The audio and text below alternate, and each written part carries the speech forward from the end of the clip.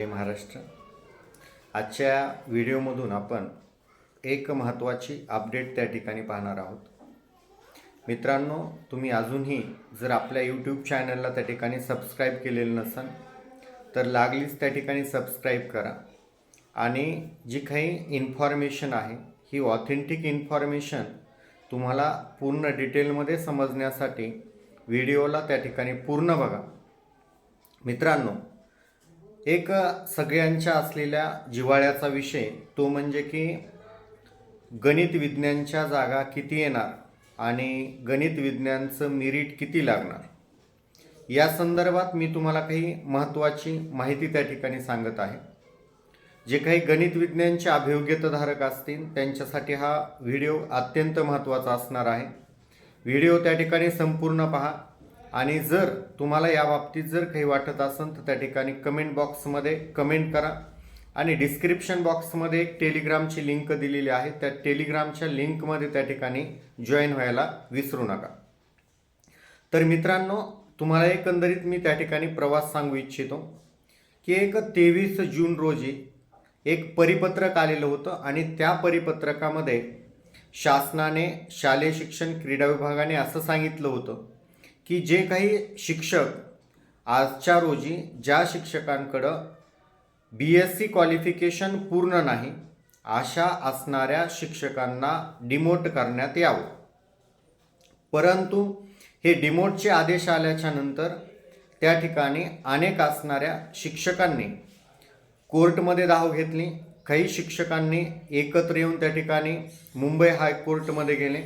काही शिक्षक त्या ठिकाणी संभाजीनगर हायकोर्टमध्ये गेले आणि त्यांनी त्या परिपत्रकाला चॅलेंज केलं आणि त्या ठिकाणी जवळपास आपल्या असणाऱ्या महाराष्ट्रामध्ये असे 2000 शिक्षक त्या स्टे आल्यामुळं डिमोशन होण्यापासून थांबलेले आहेत. म्हणजे त्या 2000 जागा आजही गणित विज्ञानचे जे अभियोग्यताधारक आहेत त्यांच्या हक्काच्या आहेत, परंतु त्या ठिकाणी त्या प्रक्रियेला स्टे असल्या कारणानं त्या ठिकाणी त्यांचं तत्काळ डिमोशन होणं शक्य नाही आहे. त्याच्यानंतर मित्रांनो, एक महत्त्वाची घटना अशी घडली की अनेक असणाऱ्या शिक्षक संघटनांनी त्या ठिकाणी पाठपुरावा केला आणि आपले असणारे जे काही कक्ष अधिकारी आहेत दत्तात्रय शिंदे यांनी या ठिकाणी एक पत्र इश्यू केलं आणि वरच्या असणाऱ्या अधिकाऱ्यांमार्फत त्या ठिकाणी मार्गदर्शन मागवलं की जे काही शिक्षक आहेत त्यांना पदोन्नती देण्यासाठी TETची अट शिथिल करण्यात यावी आणि त्या ठिकाणी त्यांच्या मागणीला यश आलं आणि TETची अट त्या ठिकाणी शिथिल करण्यात आली. आता हे पत्र निघाल्याच्या नंतर परत त्या ठिकाणी हे असणारं जे पत्र होतं हे पत्र व्हायरल झालं. सर्व असणाऱ्या CEOंना ते मिळालं. त्याच्यानंतर त्या ठिकाणी 7 नोव्हेंबरला परत ग्रामविकास असणाऱ्या मंत्रालयामार्फत किंवा ग्रामविकास असणाऱ्या विभागामार्फत त्या ठिकाणी परत एक पत्र काढण्यात आलं आणि त्या पत्रामध्ये असे स्पष्ट आदेश देण्यात आले की ज्या शिक्षकांकडं BSc क्वालिफाय असतील आणि जे शिक्षक 2013च्या पूर्वी नियुक्त असतील अशा शिक्षकांना TETतून जी काही अट देण्यात आलेली होती त्या अटीला शिथिलता देण्यात आलेली आहे. त्यामुळं अशा सर्व शिक्षकांना प्रमोशन्स देण्याची कार्यवाही करण्यात यावी आणि त्या ठिकाणी तत्काळ याचं अंमलबजावणी होऊन आपल्या असणाऱ्या सर्व झेडपींमध्ये प्रमोशन देण्याची कार्यवाही चालू आहे. मित्रांनो, जर सांगायचं झालं तर त्या ठिकाणी सर्वात अगोदर आपल्याला माहितीस्तव सांगतो, आपल्याकडे असणाऱ्या नगर जिल्ह्यामध्ये 121 गणित विज्ञानच्या आणि 144 भाषा विषयांच्या शिक्षकांना TET नसताना प्रमोशन देण्यात आलं. त्यानंतर दुसरा विषय झाला त्या ठिकाणी आपल्या असणाऱ्या लातूर जिल्हा परिषदेमध्ये 19 तारखेला म्हणजे 19 डिसेंबरला प्रमोशनची कार्यवाही होत आहे. त्या ठिकाणी 150 जागा रिक्त आहेत आणि 150 जागां त्या ठिकाणी जेवढे शिक्षक ॲव्हेलेबल होतील पदवी स्वीकारण्यासाठी, त्यांचं समुपदेशन होईल आणि त्याच्यातून ज्या जागा शिल्लक राहतील त्या जागेंवरती सरळ सेवेतून त्या ठिकाणी भरती करण्यात येणार आहे. त्याच्यामध्ये असा एक मॅसेज फिरत आहे की 49 जागा त्या ठिकाणी येतील. ठीक आहे. त्याच्यानंतर आपल्याकडं 2 दिवसापूर्वी भंडारा जिल्हा परिषदेचं एक त्या ठिकाणी प्रमोशनचं पत्र व्हायरल झालेलं आहे आणि त्यामध्ये आजच्या रोजी म्हणजेच आज दिनांक या रोजी आपल्याकडं असणारे जे काही भंडारा झेडपी आहे, भंडारा जिल्हा परिषदेमध्ये प्रमोशनची कार्यवाही त्या ठिकाणी सुरू झालेली आहे. म्हणजे भंडारा जिल्ह्यामध्ये जवळपास 125 एवढ्या असणाऱ्या अभियोग्य, 125 नाही 151 असणाऱ्या गणित विज्ञानच्या जागा त्या ठिकाणी रिक्त आहेत आणि त्या सर्व जागा समुपदेशनाने भरण्यासाठी त्या असणाऱ्या कार्यरत शिक्षकांना आजच्या रोजी 15 डिसेंबर रोजी त्यांना प्रमोशन्स देण्यात येत आहेत. त्यानंतर संभाजीनगरमध्ये सुद्धा 106 पात्र असणारे जे काही शिक्षक आहेत, परंतु त्यांच्याकडं TET नाही म्हणून ते अपात्र आहेत, त्यांना देखील संभाजीनगरमध्ये प्रमोशन्स देण्यात येणार आहेत. धुळे जिल्हा परिषदांमध्ये प्रमोशन्स देण्यात आलेले आहेत. अकोला जिल्हा परिषदामध्ये प्रमोशन्स देण्यात आलेले आहेत. त्यानंतर सांगायचं झालं तर अशा सर्व असणाऱ्या जिल्हा परिषदांमध्ये प्रमोशनची मागणी चालू आहे. ज्या ठिकाणी त्यांना आदेश आलेले आहेत त्या ठिकाणी त्यांना प्रमोशन्स देण्यात येत आहेत.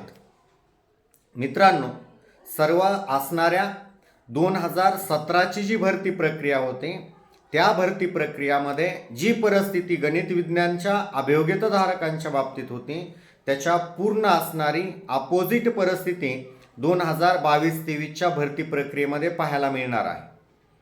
जे काही हाय मेरिट असणारे किंवा जे काही हाय स्कोर असणारे जे काही अभियोग्यताधारक आहेत त्यांच्यामध्ये मॅक्झिमम असणारे जे अभियोग्यताधारक आहेत ते गणित विज्ञान मेथड असणारे आहेत. कारण की ज्यांचं अभियोग्यता परीक्षामध्ये ज्यांची बुद्धिमत्ता आणि गणित चांगलं होतं अशा अभियोग्यताधारकांना त्या ठिकाणी उच्च गुण मिळालेले आहेत. निश्चितपणे माझ्या माहितीस्तव एक मॅसेज त्या ठिकाणी फिरत होता की साधारणतः 3000 प्लस गणित विज्ञानच्या जागा येणार होत्या. मित्रांनो, त्या जागा त्या ठिकाणी 100% येणार होत्या, परंतु आजच्या रोजी या सर्व जागा तुम्हाला पदोन्नतीने भरलेल्या दिसणार आहेत.